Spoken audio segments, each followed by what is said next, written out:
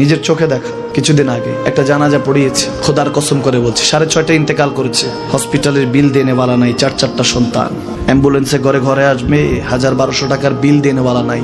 কি বুঝলেন? ক্ষণস্থায়ী দুনিয়া। মুমিনের কম থাকলেও আমি বলি, কেউ যদি এসে বলে হুজুর একটু দোয়া করেন, খুব পেরেশানিতে আছি, আমি তার হাত চুমু খেয়ে বলি তোমাকে মোবারকবাদ, আল্লাহ তোমাকে ভালোবাসে। পেরেশানি তো মালিক দেয়, এই জন্য এটা রহমত মুমিনের জন্য। পেরেশানি দেয় যখন ফেরেশতারা বলে আল্লাহ চাইতেছে চাইতেছে, টাকা পয়সা চাইতেছে, বলে এটা কি? বলে ফাসেক, দে বিদায় কর। তার চাওয়া যে বিরক্ত লাগে, বিদায় কর, কি লাগে দে।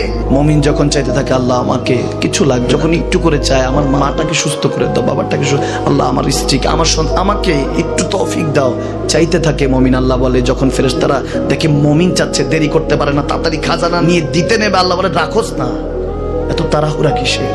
তার চাওয়ার মধ্যে তো প্রেম আছে, একটু চাইতে দেস না।